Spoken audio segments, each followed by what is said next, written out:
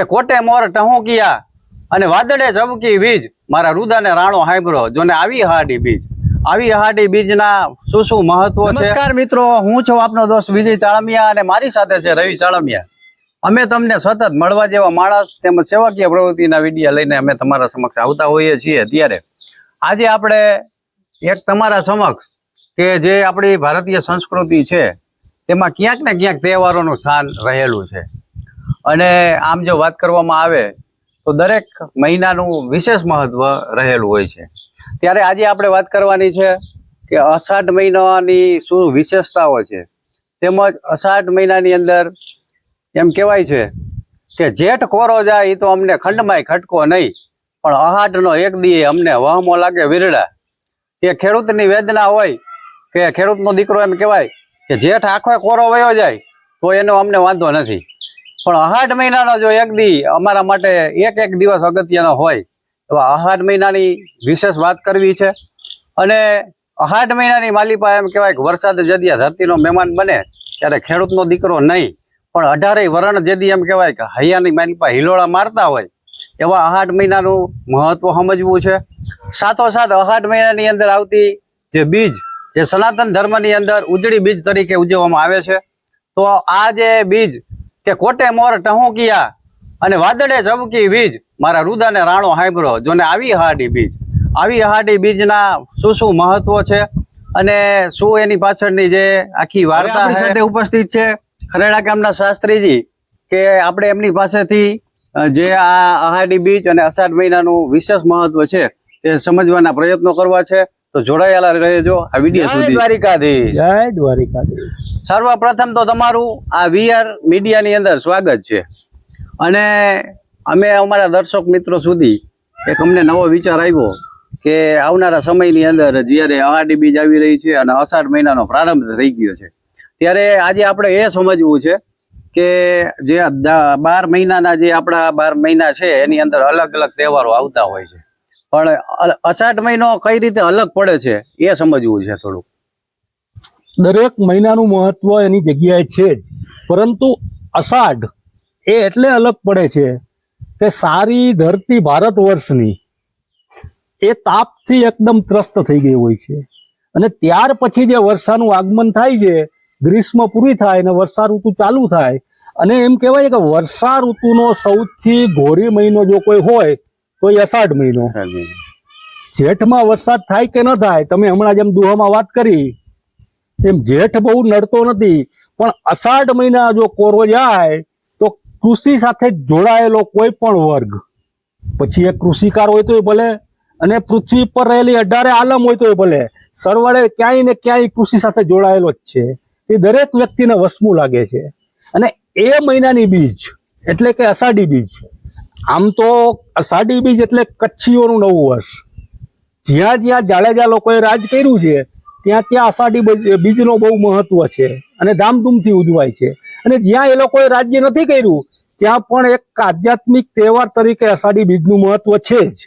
અને બીજું કે આ દિવસે આપણા આર્યવ્રતની અંદર એટલે કે ભારત દેશની અંદર 2 જગ્યાએ ખાસ મોટી રથયાત્રાઓ યોજાય છે। બરાબર। એમાં પહેલા નંબર એટલે કે ભારતનો જે પૂર્વ કિનારો એટલે કે પૂર્વનો દરિયો ઓડિશામાં, ત્યાં પુરી ધામ આવેલું છે, ત્યાં જગન્નાથજી બિરાજે છે, ત્યાં સૌથી મોટી રથયાત્રા યોજાય।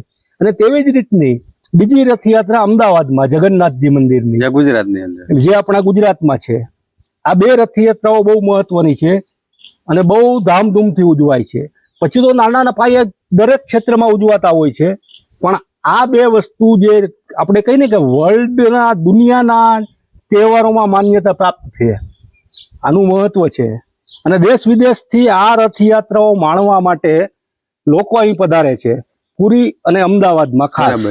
ખૂબ સરસ વાત કરી કે જ્યારે એવું કહી શકાય કે મેઘરાજાનું આગમન થાય ત્યાર પછી માણસનું આગામી વર્ષ કેવું રહેશે એ એના ઉપરથી નક્કી થતું હોય, એટલા માટે તો કચ્છીઓ એમ કહેવાય કે આ નવા વર્ષ તરીકે એમને ઉજવણી કરતા હોય છે। ચોક્કસ, બરાબર છે। હવે આપણે દર્શક મિત્રોને એ માહિતી આપી છે કે જે અષાઢ મહિનાની અંદર જે બીજા તહેવારો આવતા હોય તો એમાં કઈ કઈ રીતે તમે એને જુઓ છો? અષાઢ મહિનામાં ખાસ તો જો અષાઢ મહિનો ચાલુ થાય એના પહેલા જ્યેષ્ઠ એટલે કે જેઠ મહિનો આપણે કહીએ છીએ લોક ભાષામાં, એ હોય. જેઠ મહિનાની અંદર જયા પાર્વતીના વ્રત રહેવા વાળી દીકરીઓ, મોડા વ્રત રહેવા વાળી દીકરીઓ 4 રવિવાર રહે છે. હા, ત્યાર પછી અષાઢમાં એ લોકોના જયા પાર્વતી વ્રત અને મોડા વ્રત ચાલુ થાય છે. પછી 5 દિવસ વ્રત પછી એનું જાગરણ હોય છે.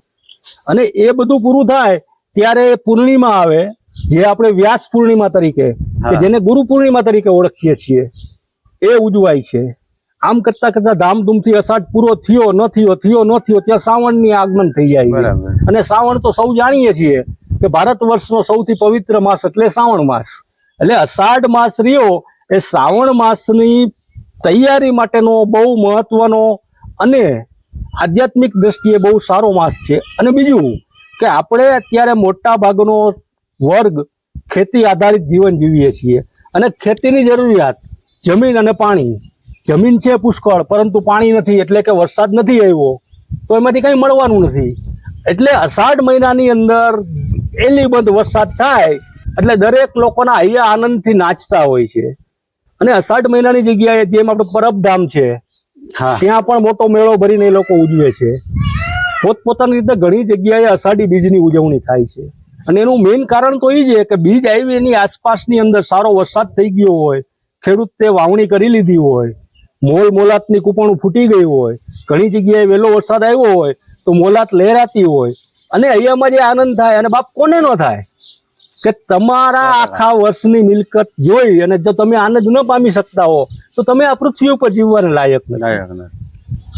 ખૂબ સરસ વાત કરી કે અષાઢ મહિનાનું મહત્વ આમ જોઈએ તો દિવાળી પછી સતત આપણે તહેવારો ઓછા આવતા હોય, પરંતુ હોળી લાવી પરબની ટોળી એવી આપણી કહેવત છે. પરંતુ જ્યારે અષાઢ મહિનો આવતો હોય અને અષાઢ મહિના પછી લગાતાર એમ કહેવાય કે આપણે જે તહેવારો આનંદથી ઉજવતા હોઈએ એની એક નવી શરૂઆત થતી હોય છે. ત્યાર પછી હવે આપણે દર્શક મિત્રો સુધી એ વાત પહોંચાડવી છે કે જે આપણે જગન્નાથપુરીની વાત કરી, તો જે ઓડિશાની અંદર કઈ રીતે ઉજવાય છે અને એની શું વિશેષતાઓ છે? બરાબર છે વિજયભાઈ. ઓડિશાની અંદર જગન્નાથપુરી એટલે કે ભગવાન જગન્નાથજીનું મોટું મંદિર આવેલું છે, જે જગતની અંદર વિખ્યાત છે. ભારતમાં જ નહીં પરંતુ આખા જગતની અંદર ઓડિશાનું જગન્નાથપુરી મંદિર વિખ્યાત છે. અને આપણા 4 ધામોમાંનું એક ધામ છે. અને એ મંદિરની વિશેષતા તો ઘણી બધી છે, લોકવાયકાઓ ઘણી બધી છે, પરંતુ એની ખાસ તમે જે પેલી દ્રષ્ટિએ જોઈ શકો, એની મુલાકાત જ્યારે લ્યો, જીવનમાં જ્યારે પણ જગન્નાથપુરીના દર્શન કરવા જવાનું હોય ત્યારે ખાસ કરીને આ જોજો મિત્રો કે ઈ મંદિરની પહેલી વિશેષતા એ છે કે મંદિર દરિયા કિનારે આવેલું છે. પરંતુ તમે જ્યારે મંદિરનો ઉંબળો ઓળંગી અને મંદિરમાં અંદર જાઓ છો એટલે કે એન્ટર થાવ છો ત્યારે તમને મંદિરમાં દરિયાનો અવાજ બિલકુલ નહીં સંભળાય. બરાબર. જે ઉંબળો ઓળંગીને બહાર આવશો એટલે ગુગવાટ કરતો દરિયો તમારા કાનમાં અથડાશે. જ્યારે અંદર એક પણ જાતનો અવાજ નહીં આવે. આ એક એની વિશેષતા છે. બીજી કે તમે જ્યારે પુરીની અંદર હો અને પવન જુઓ તો પવન ઉત્તરથી દક્ષિણનો વાતો હોય કે પૂર્વથી પશ્ચિમનો વાતો હોય, ત્યારે જગન્નાથ મંદિરજીની ઉપર જે ધજા હોય છે એ ધજા એની વિરુદ્ધ દિશામાં ફરકતી હોય છે. આજે પણ એ બને છે. બરાબર છે. આ પણ એક એનું મહત્વ છે. બીજું મહત્વ એનું એ છે કે એ મંદિર એટલું ઊંચું છે કે શક્ય તો નીચેથી ટોચ જોવાનું છે જ ને મંદિરના પરિસરમાં ઉભા રહ્યા પછી, પરંતુ એ મંદિરનો પડછાયો તમને જમીન પર પડતો ક્યાંય નહીં દેખાય. બરાબર. એટલે કે એનો પડછાયો જમીન પર પડતો નથી. આ પણ એક એનું મહત્વ છે. ત્રીજું મહત્વ એના પ્રસાદ ગૃહનું છે કે ત્યાં અત્યારે આપણે કહીને કે દુનિયામાં કોઈ મંદિર કે કોઈ મસ્જિદમાં એટલું મોટું કોઈ ગુરુદ્વારામાં લંગર નહીં ચાલતું હોય કે જેટલા માણસો પ્રસાદ લેતા હોય એટલા માણસો પ્રસાદ ત્યાં લે છે. દરેકને પ્રેમથી પ્રસાદ અપાય છે. પરંતુ એ પ્રસાદ એ લોકો પરંપરાગત માટીના વાસણમાં બનાવે છે. અને એ માટીના વાસણને ચૂલા ઉપર ચડાવી અને એકની ઉપર એક એમ 7 ગોઠવે છે. બરાબર. તો આપણે પેલી નજરે વિચારી કે ભાઈ નીચે તાપ હોય અને ઉપર 7 માટલા ગોઠવા હોય કે વાસણ ગોઠવા હોય તો સ્વાભાવિકપણે આગની નજીક હોય પેલું પાકે ને, પરંતુ નહીં, ત્યાં સૌથી ઉપરનું હોય પેલું પાકી જાય છે. પછી એને ઉતારી લેવામાં આવે, પછી બીજા નંબરનું પાકે, સૌથી છેલ્લે નીચેનું પાકે છે. અને બીજી વિશેષતા એ છે કે જગન્નાથપુરીની અંદર એકવાર પ્રસાદ બની ગયો પછી પ્રસાદ ક્યારેય ઘટ્યો નથી, છૂટો નથી આવતો. જ્યારે માણસો બધા પ્રસાદ લઈ લે પછી મંદિરને બંધ કરી દેવામાં આવે છે અને પાછું મંદિર ખોલો તો પ્રસાદ પૂરો થઈ ગયેલો હોય છે. પરંતુ જ્યારે એક પણ માણસ પ્રસાદ લેવાનો બાકી હોય ત્યાં સુધી પ્રસાદ ઘટતો નથી. બરાબર. આ પણ એની એક વિશેષતા છે. એવી જ રીતના એક લોકવાયકા એવી છે કે જ્યારે આપણા પશ્ચિમના દરિયા કિનારે પ્રાચી તીર્થ ક્ષેત્ર ખાતે કૃષ્ણ ભગવાને જ્યારે પોતાનો દેહોત્સર્ગ કર્યો ત્યારે એમ કહેવાય છે કે એના અગ્નિ સંસ્કાર પછી પણ એનું હૃદય ધબકતું હતું. પછી ઈ હૃદય ધબકતું જે હતું એને ઉઠાવીને સમુદ્રમાં ફેંકવામાં આવ્યું અને ઈ હૃદય ફરતું ફરતું પૂર્વના કિનારે જગન્નાથપુરી પહોંચ્યું. અને એક લોકવાયકા એવી પણ છે કે અત્યારે જે ત્યાં 3 મૂર્તિઓ રહેલી છે એ મૂર્તિ 3 કાસ્ટની હોય છે. બરાબર. અને દર 12 વર્ષે એ કાસ્ટની મૂર્તિઓ બદલવામાં આવે છે. બરાબર. અને મૂર્તિ અંદરથી પોલી હોય છે. પેલી મૂર્તિ ભાઈ બલભદ્ર, બીજી બહેન સુભદ્રા અને ત્રીજી ભગવાન જગન્નાથ એટલે કે શ્રી કૃષ્ણની મૂર્તિ હોય છે. ત્યારે હાલની તારીખમાં પણ 12 વર્ષે જ્યારે મૂર્તિ બદલી અને નવી મૂર્તિ મૂકે ત્યારે આખા પુરીમાં અંધારપટ એટલે કે લાઇટ કાપી નાખવામાં આવે છે. બરાબર. લાઇટ કાપ્યા પછી પૂજારીને આંખે પટ્ટી બાંધી દેવામાં આવે છે અને મંદિરમાં અંધારું કરી નાખવામાં આવે છે. પછી જે ઓલું આપણે જેને લોકવાયકા છે કે હૃદય છે ભગવાનનું એ ચીજને ઉઠાવી અને પૂજારી બીજી મૂર્તિમાં મૂકે છે એટલે કે નવી મૂર્તિમાં પ્રસ્થાપિત કરે છે અને પછી મૂર્તિનું પૂજન ચાલુ થાય છે. બરાબર. જેને કોઈએ દર્શન નથી કર્યા સ્પર્શ એનો મુખ્ય પૂજારી કરે છે. આવી એક લોકવાયકા છે. અને બીજી મહત્વની વાત એ છે કે તમે જાઓ તો જોજો મંદિર ઉપર અત્યારે પણ તમને પક્ષી બેઠેલું નહીં જોવા મળે. જયારે આપણે જોઈ છીએ કે કોઈ મંદિર મસ્જિદ કે ગુરુદ્વારા ઉપર પક્ષીની હગારથી આખું મેલું કરી નાખે છે અને સાફ કરવું પડે છે.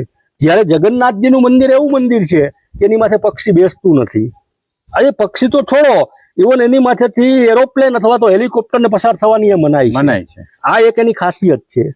એવી જ રીતે કે જેનું ભગવાનનું સુદર્શન ચક્ર આપણે કહી છીએ જે મહાભારતના વર્ણનમાં બધાએ સાંભળેલું છે એ ચક્ર એની ટોચ ઉપર પ્રસ્થાપિત થયું છે એવી એક લોકવાયકા છે. અને એનું મહત્વ એ છે કે તમે પુરીના કોઈ પણ ક્ષેત્રમાંથી મંદિર ઉપર જુઓ એટલે ચક્રના દર્શન તમને થાય. અને ચક્રના દર્શન થાય એટલું જ નહીં પણ ચક્ર તમારી સામે જ હોય એવું તમને સ્પષ્ટ લાગે. કોઈ પણ જગ્યાએથી જુઓ ચક્ર તમારી સામે હોય એવું તમને લાગશે. આ પણ એનું મહત્વ છે. આવા ભગવાન જગન્નાથની રથયાત્રા એ અષાઢ મહિનામાં યોજાય છે. બરાબર. ખૂબ સરસ માહિતી આપી અને એમને જે 10 વાતો કીધી અગત્યની કે જે એની વિશેષતાઓ છે કે ખરેખર નાસ્તિક માણસો આ વાતને સ્વીકારવા માટે તૈયાર નથી પણ ખરેખર આ સત્ય હકીકત છે. તમે ગૂગલમાં સર્ચ કરી શકો છો. કોઈ પણ જગ્યાએથી માહિતી તમે મેળવી અને આ માહિતી સાથે તમે તમારે હા પાડવી પડે એવી સરસ મજાની વાત કરી છે. તો હવે આપણે એ સમજવું છે કે જે અમદાવાદમાં રથયાત્રા નીકળે છે ક્યાંથી અને આશરે કેટલી ટાઈમથી આ શરૂઆત થયેલી હશે અને તમે ક્યારેય આ જગન્નાથ યાત્રામાં જોડાયેલા ખરા? જગન્નાથ યાત્રામાં તો હું જોડાયેલો, મેં એના દર્શન કરેલા, એનો પ્રસાદ પણ લીધેલો. અને આ રથયાત્રા અમદાવાદની અંદર જમાલપુરામાં જગન્નાથ મંદિરથી નીકળી અને નગર ચર્ચા કરીને પાછા આવે છે. સરસપુરની અંદર તેનું મોસાળું થાય છે, ત્યાં જમણવાર હોય છે બપોરનો. બરાબર. અને રથયાત્રા અમદાવાદની તો મેં જોઈ છે, બહુ ભવ્ય હોય છે. કમસે કમ 11 થી 12 હાથીઓ હોય છે, અગણિત ટ્રકો હોય છે, પછી અખાડાવાળા હોય છે લગભગ 20. એ બધા અંક કસરતના ખેલ કરતા જાય, હાથીઓ આગળ મસ્તીથી ચાલતા જાય અને દરેકની પાસે પ્રસાદ. અને ખાસિયત મિત્રો એની એ છે કે અમદાવાદ રથયાત્રાની અંદર તમને પલાળેલા મગનો પ્રસાદ આપે છે એ લોકો, અને સાથે જાંબુ હોય છે. પછી અત્યારે તો સમય પ્રમાણે ચોકલેટ ની આપે છે, પરંતુ એનો મુખ્ય પ્રસાદ આ છે. અને એ રથયાત્રા ખરેખર એકવાર જીવનમાં અમદાવાદ જવાનું થતું હોય તો એક દિવસ આગુ પાછું કરી અને એકવાર દર્શન કરવા જવી તો ખરી જ. કારણ કે એની ભવ્યતા, એની આધ્યાત્મિકતા, અને જ્યારે એ નીકળે ત્યારે આ વાતાવરણના સ્પંદનો, વેવ્સ કેવા છે ને, એ તો તમે ત્યાં રૂબરૂ જાઓ તો જ ખ્યાલ આવે. હું એના વખાણ કરું તો એ મારો પોતાનો પર્સનલ અનુભવ થાય, પણ તમારે જાતે એકવાર જુઓ તો તમને એની ભવ્યતાનો ખ્યાલ આવે. જ્યારે લોકો તો એમ કહે છે કે અમદાવાદની રથયાત્રા આટલી ભવ્ય છે, એનાથી અતિ ભવ્ય પુરીની રથયાત્રા છે, તો એનું તો અનેરું મહત્વ હોય જ. હવે તમે જે આ જગન્નાથ યાત્રાના જે આ પ્રસાદની વાત કરી કે જેની અંદર મગ અને જાંબુ કરતા જાંબુડા, ઘણા વ્યક્તિ એવું સાંભળશે કે જાંબુ એટલે ગુલાબ જાંબુ, ખરેખર ગુલાબજાંબુ નહીં, ગુલાબજાંબુ નહીં. આપણે દેશી ભાષામાં જેને જાંબુડા કહીએ. તો એ જાંબુડાનો પ્રસાદ જે આપે છે એની પાછળ કઈક સાયન્ટિફિક કારણ હોય છે એવું હું માનું છું. એમાં તમારું શું એ બરાબર, તમારો પ્રશ્ન બહુ સરસ છે. સાયન્ટિફિક કારણ શું છે એ તમને હું કહીશ હમણાં. પરંતુ જાંબુ એટલે કે જાંબુડા જેને કહીએ આપણે, હા એ ફળ એવું છે કે અત્યારે આ ઋતુમાં આવે, પુષ્કળ પ્રમાણમાં આવે, પુષ્કળ પાક થાય એનો. અને ઈ જાંબુનું મહત્વ એટલે છે કે ઈ જાંબુ ખાવાથી તમે આખા વર્ષ દરમિયાન શરીરની અંદર વાળ ભૂલથી ખવાઈ ગયો હોય તો એ વાળને બહાર કાઢવાનું કામ જાંબુ કરે છે. વર્ષમાં જયારે જાંબુની સિઝન આવે તો દરેકે એકવાર જાંબુ તો ખાવા જ જોઈએ, જેથી કરીને એ વાળ બાળની તકલીફ હોય પેટની અંદર તો એ નાશ થઈ જાય. બીજું કે એ ઝીણી કાંકરીને જાંબુ ઓગાળી નાખે છે.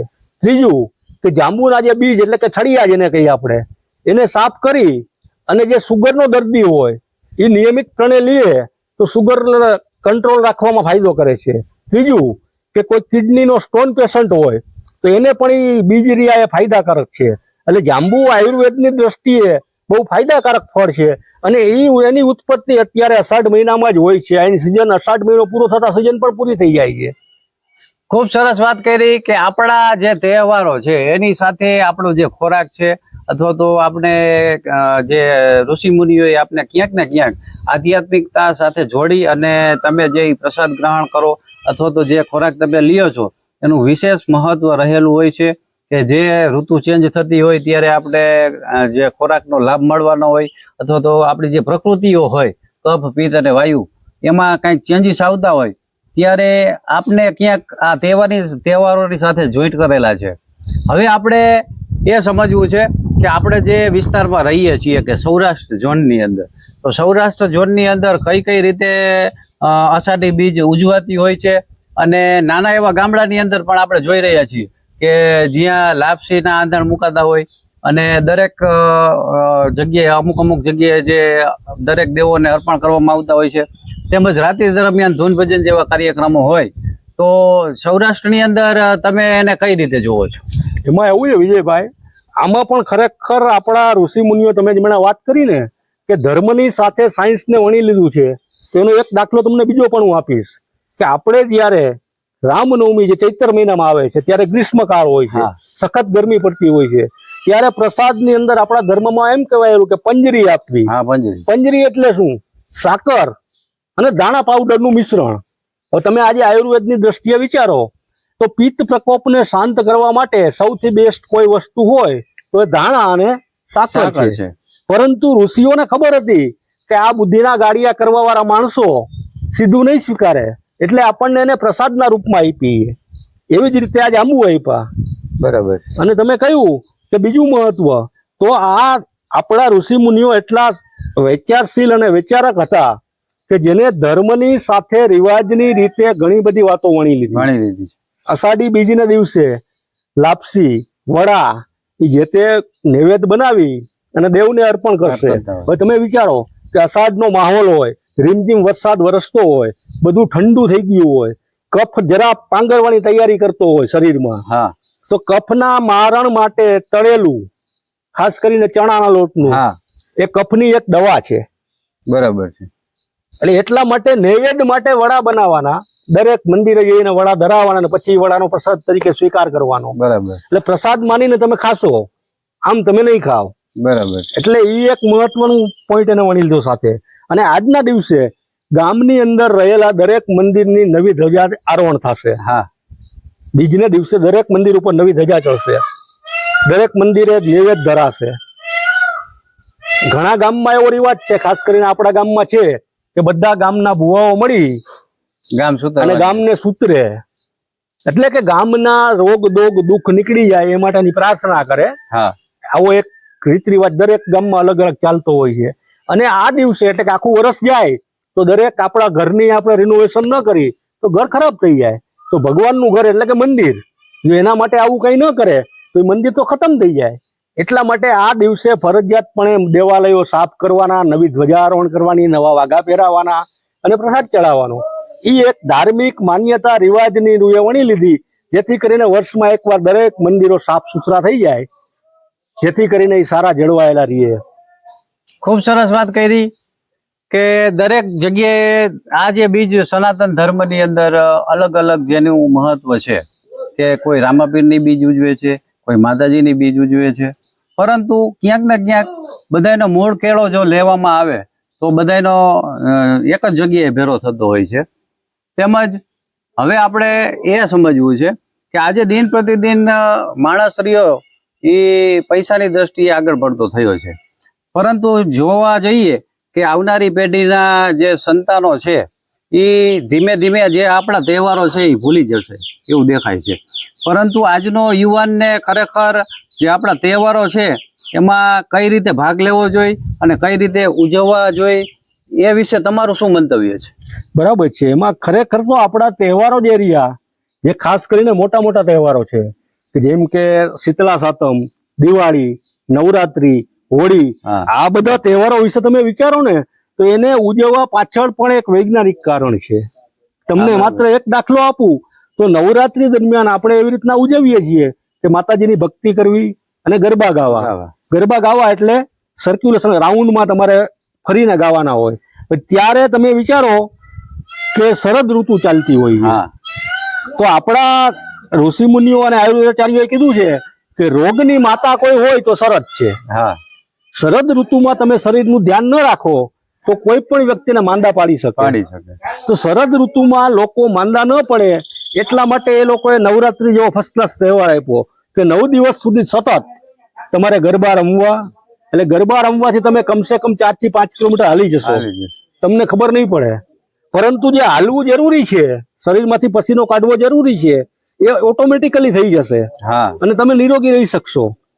કારણ કે ઋષિ મુનિઓ અને આયુર્વેદાચાર્યોને ખબર હતી કે આ લોકો બુદ્ધિના ગાડિયા કરી અને બધું છોડી દેશે, પરંતુ આને બીક બતાવીને ધાર્મિકતા સાથે આપો તો આ સ્વીકારશે, જળવાયેલું રહેશે. એટલે મિત્ર આવી જ મહત્વ દરેક ઋતુનું છે આપણી. 100%.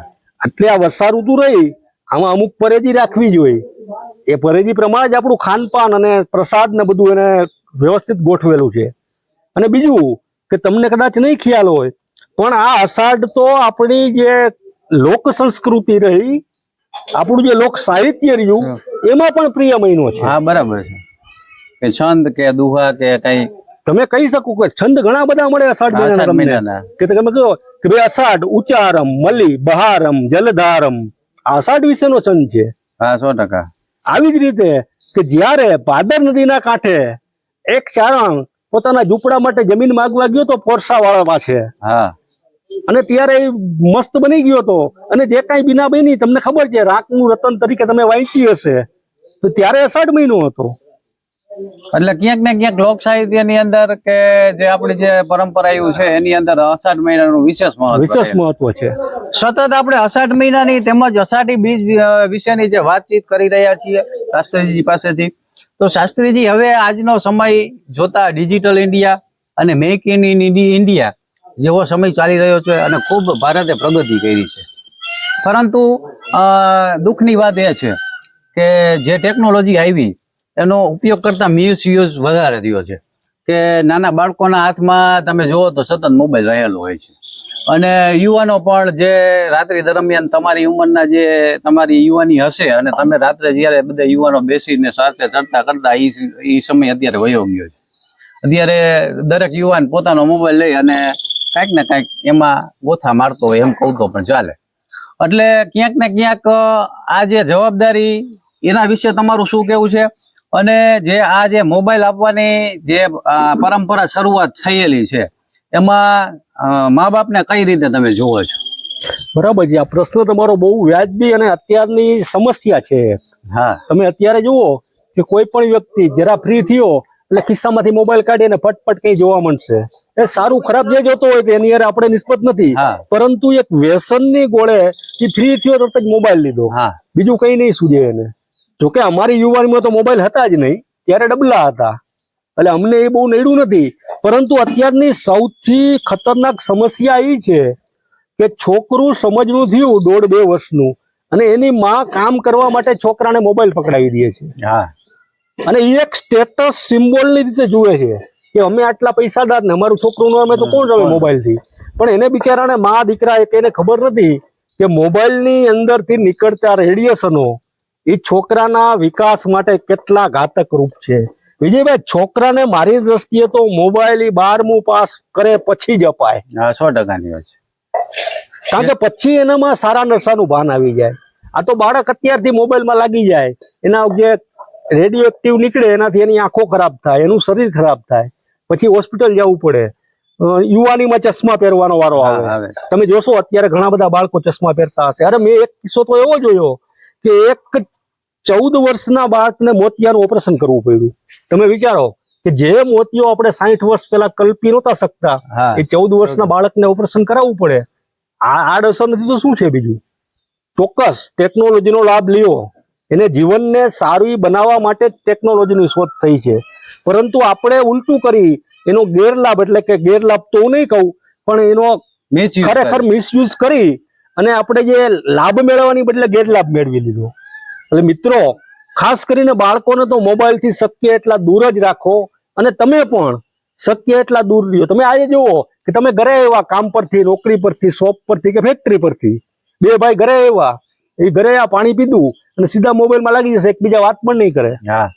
એની બદલે તમે એક વસ્તુ જુઓ, ફ્રી પડ્યા કે ભાઈ કારખાને શું ચાલે છે, કે ભાઈ દુકાનમાં શું ચાલે છે, એકબીજા વાત કરો, પ્રોબ્લેમ સોલ્વ કરો. મોબાઈલના દૂષણથી બંધ, એની પાસે ટાઈમ નથી. મોબાઈલ મારે સિરિયલ જોઈ છે, મારે પેલું જોવું છે, ભાઈ ઈ જોવા માટે ઘરમાં આપણે ટીવી રાખ્યું છે. અને કેટલાક બાળકોને એવી આદત પડી ગઈ છે કે મોબાઈલ જોતા જોતા જમતા હોય છે. જો એને મોબાઈલ ન દેખાડો તો એ જમતા પણ નથી હોતા. જે નાના બાળકોમાં આવી આદતો મેં ઘણી બધી જગ્યાએ જોઈ છે. આમાં ક્યાંક ને ક્યાંક મા બાપની જવાબદારી શું હોય એના વિશે થોડુંક આપણે આમાં હું તો ત્યાં સુધી કહીશ કે એમાં તમામ જવાબદારી મા બાપની જ હોય છે. છોકરું જે બાળ માણસ છે કે જેને 5 વર્ષ સુધી ખરેખર દુનિયા શું છે આ તે કઈ ખબર જ નથી, એને તમે જેમ વાળો એમ વળવાનું છે. પણ તમે તમારા સ્વાર્થ માટે કે ભાઈ મારે કામ કરવું છે, મને આ છોકરું નડે, મોબાઈલ પકડાવી દો છો, પછી તમે એને આદત પાડી દો છો, અને પછી તમે જ ફરિયાદ કરો છો કે મારો છોકરો કે મારી છોકરી એને મોબાઈલ નો આપવું તો રમતું નથી, જમતું નથી. ક્યાંથી જમે? એને તમે બરબાદ તમે જ કર્યું છે. એટલે મહેરબાની કરીને ધ્યાન આપણે દેવાનું છે કે છોકરાને ખબર નથી સારા નરસાની, એ તો લઈ લેવાનું. એને કોને ન ગમે? તમને પિક્ચર જોવું, મને તો યાદ છે હું નાનો હતો ત્યારે અમે હાલીને પિક્ચર જોવા જતા, કારણ કે ફિલ્મ એટલે બહુ મોટી વસ્તુ માનતા અમે. સ્વાભાવિક છે, મનોરંજન ગમે છે ને, પરંતુ એ સારું કે ખરાબ એ ફરજ આપણી આવે છે, અને આપણે એને કહેવું પડે કે બેટા બરાબર છે, મોબાઈલ તું લે કા વાપર, પરંતુ લિમિટમાં. અતિરેક અતિ સર્વતા વર્જિત. તમે ઘી ખાવ ને, ઘી સારું છે, ગાયનું ઘી બહુ સારું છે, અમુક તમે 4 લોટા ભરીને પી જાઓ, પછી તમારી દશા શું થાય મને કહેજો. હોસ્પિટલમાં લઈ જવા પડે ને. સારી વસ્તુ છે, અતિ ક્યારેય ન હોવું જોઈએ. અતિરેક સદા માટે એને વિઘ્ન કરતા જ બને છે. હવે એક તહેવારોની ટકોર, મારે એક આ વાત નીકળી છે એટલે તહેવારોની ટકોર બાબતે હું તમને એક પ્રશ્ન કરી રહ્યો છું કે આપણે જે સનાતન ધર્મ, હિન્દુ ધર્મની અંદર આવતા તહેવારો, દાખલા તરીકે શ્રાવણ મહિનો આવતો હોય તો આપણે શિવજી ઉપર દૂધ ચડાવીએ, પછી નવરાત્રી આવતી હોય તો આપણે ગરબે રમવા જતા હોય, હોળી આવતી હોય તો આપણે કલર ઉડાડતા હોઈએ અથવા તો પાણી ઉડાડતા હોઈએ અને આપણે ઉજવીને આનંદ લેતા હોય. પણ કેટલાક આપણા જે નાસ્તિક વ્યક્તિઓ છે એ તરત જ વિડીયો રિલીઝ કરી દે કે પાણી બચાવો ને આ બધું ખોટું છે, અને જે આપણા તહેવારોને આપણા એને ગલત રસ્તા તરફ જોતા હોય છે. એના માટે તમે શું કહેશો? એવું છે, ખરેખર તો આપણા તહેવારો એવી રીતે સેટ કરેલા છે આપણા ઋષિમુનિઓએ કે જે ખરેખર એને કીધું છે એ પ્રમાણે ઉજવાવા જ જોઈએ. તમે વિચાર કરો કે દિવાળી આવી, હા, દિવાળીએ લોકો સારા કપડા પહેરે, ઘરની બહાર દીવા મૂકે, અજવાળું કરે, ફટાકડા ફોડે. આની પાછળ તમે ક્યારે વિચાર્યું કે સાયન્ટિફિક તર્ક શું છે? દિવાળીએ જ ફટાકડા શું કરવા? એની પાછળ એક કારણ છે કે દિવાળી આવે ત્યાર પહેલા શરદ ઋતુ ગઈ હોય. શરદ ઋતુમાં અનેક બેક્ટેરિયાઓ, ઝીણા જીવજંતુઓ જે નરી આંખે જોઈ ન શકે એવા વાતાવરણની અંદર ફરતા હોય છે. તો ફટાકડો ફૂટવાથી એની અંદરથી દારૂનો ધુવાણો જે નીકળે છે એ આ લોકોનો નાશ કરે છે. બરાબર, એ આપણા હિતમાં છે. જો કોઈ એમ કહે કે આ પોલ્યુશન કરે છે તો એને મારે પૂછવું પડે કે ભાઈ આને મારવા કેવી રીતે? ભાઈ આ પ્રેસ કંટ્રોલ કરવાનો તારી પાસે કઈ ઉપાય છે? અને સામાન્ય રીતે શું હોય કે જો જયારે શ્રાવણ મહિનો આવતો હોય ને આપણે દૂધ ચડાવતા હોય ત્યારે અમુકના પ્રશ્નો એવો હોય કે જે તમે શિવજી ઉપર દૂધ ચડાવો છો એ ગરીબોને બાટી દો તો એ સારું કહેવાય એમ. તો તમે 11 મહિના શું કરો છો? મારે એને એક જ પ્રશ્ન છે. એમાં વિજયભાઈ પહેલા તો છે ને આ લોકો એટલે કે મને કે તમને પહેલા આપણે એ જાણવું જોઈએ કે શિવજી ઉપર શ્રાવણ મહિનામાં દૂધ અથવા જળનો અભિષેક શું શા કામ? માટે? અને શિવજીની તમે મૂર્તિ ક્યાંય જોઈ? શિવજીનું પૂજન હંમેશા લિંગ સ્વરૂપે થાય છે. અને ઈ લિંગની તમને ખબર ન હોય તો એક જાણ કરી દઉં કે ઈ લિંગની સ્થાપના થાય ને ત્યારે એક બોર કરવો પડે જમીનમાં. હા. અને એ બોર જ્યાં સુધી પાણી ટચ થાય ત્યાં સુધી કોપરના પ્લેટ અથવા વાયરનું કનેક્શન કરી અને ઉપર શિવલિંગ બેસાડવી પડે. શું કરવા? કારણ કે શિવલિંગ રેડિયેશન શાંત કરવાની વસ્તુ છે. બરાબર છે. તમે જે એના પર દુગ્ધાભિષેક અથવા તો જલાભિષેક કરો છો એ છે કે પટ્ટીના માધ્યમથી પૃથ્વીના કેન્દ્ર બિંદુ તરફ જાય છે. હા, આના સંતુલનનું કાર્ય એ કરે છે. એમાં એક સાયન્ટિફિક વિઝન છે. પરંતુ આ તો કેમ કે દૂધ છોકરાઓને આપો 100% આપો પાવ, મને વિરોધી નથી. હા. પરંતુ આ નહીં કરવાનું નહીં. તમારે જો છોકરાઓને પાવું જ છે તો તમે બધા પાઈ શકો છો. અમે ક્યાં કઈ તમે માથે રેડો? 11 મહિનામાં આ પ્રશ્ન નથી આવતો. જ્યારે શ્રાવણ મહિનો શરૂઆત થાય, આ તો સમાજની અંદર દરેક લોકો હોય છે કે ઈ કઈ કરી નથી શકતા, તમે કઈ કરો છો એટલે એનો વિરોધ કરશે જ. આજે આપણી વાતનો વિરોધ કરવા વાળા ઘણા બધા હશે કે ભાઈ તમે જ શું કામ વાત કરો છો, બીજા કેમ નહીં? કારણ કે એને ઈ વાતની યારે તકલીફ નથી, પણ એ પોતે નથી કરી શકતો અને તમે કરી શકો છો એની યારે પ્રોબ્લેમ છે. એટલે આદિકાળથી, કારણ કે રાજા રામના સમયમાં ધોબી હતો. હા હતો ને તે દિવસે. અને તમે કે રાજા રામને યાદ કરે, એક વસ્તુ મસ્ત કહું તમે વિચારો કે રાજા રામ એટલે કે ભગવાન શ્રી રામ, એને જયારે વનવાસનો પ્રસંગ બન્યો ત્યારે માતા જાનકીજી સાથે ગયા, હા, લક્ષ્મણજી સાથે ગયા. હવે તમે એક વસ્તુ વિચારો કે માતા જાનકીના પિતા કોણ? વિદેહી જનક રાજા. એ તો સક્ષમ વ્યક્તિ હતા, પાવરફુલ વ્યક્તિ હતા. એ તો એની પુત્રીને ઘરે લઈ જઈ ગયા હોત ને. હા, તમે વિચાર કરો, જનક રાજા એક પણ શબ્દ જાનકીના વનવાસ વિશે કે જાનકીના જીવન વિશે નથી બોલ્યા. જયારે આજનો સમય જુઓ કે દીકરી ફરિયાદ કરે કે મમ્મી આજે બટાટાનું શાક કર્યું, મને ભાવતું નથી તો બીજું શાક નથી કરતા, એમાં તો છૂટાછેડા લઈ લીધા. તમે જોવો તો ખરા, માં જાનકી કોઈ પણ શબ્દ બોલ્યા વગર પત્ની સાથે 12 વર્ષ કોઈ પણ વાંક વગર વનમાં ગયા. એને તો ફરિયાદ ન કરી, એનો બાપ તો સમર્થ હતો. હા, આ પૃથ્વીને ઉલટી પુલટી કરી નાખવા માટે સમર્થ હતો. અને એ બાપે ક્યારે દીકરીનું ઉપરાણું નથી. આવા નાના નાના પ્રસંગો આપણે રામાયણ એ સાંભળવા જવું છે, પણ એમાં ખરેખર તમારે શું માણવું એ માણી નથી એકતા તમે. અને તમે છુલ્લક પ્રશ્નોમાં છેક દિવસ સુધીની વાત લઈ જાવ છો. આ શીખવાનું છે એમાંથી આપણે. ખૂબ સરસ વાત અમે તમારા સમક્ષ મૂકવાના પ્રયત્નો કર્યા અને ખૂબ ખૂબ ધન્યવાદ તમારો. આભાર કે અમારા દર્શક મિત્રો સુધી જે અષાઢ મહિનાનું વર્ણન તેમજ જે અષાઢી બીજનું મહત્વ શું છે તે અમે તમારા સમક્ષ રજૂ કરવાનો પ્રયત્ન કર્યો. જો આ વિડીયો તમને પસંદ આવ્યો તો વધુમાં વધુ લોકો સુધી શેર કરવા માટે નમ્ર વિનંતી કરું છું. જો તમે અમારી યુટ્યુબ ચેનલમાં પહેલી વખત હોય તો અમારા નીચે આપેલા સબસ્ક્રાઇબ બટનને ટચ કરી દેજો. અને જો ફેસબુક પેજ ઉપર તમે જોઈ રહ્યા હોય તો ઉપર આપેલું ફોલો બ્લુ કલરનું બટન છે એને લાઈક કરી દેજો, જેથી આવનારા નવા વિડીયો તમારા સુધી ઝડપથી પહોંચે. નમસ્કાર, જય દ્વારિકાધીશ.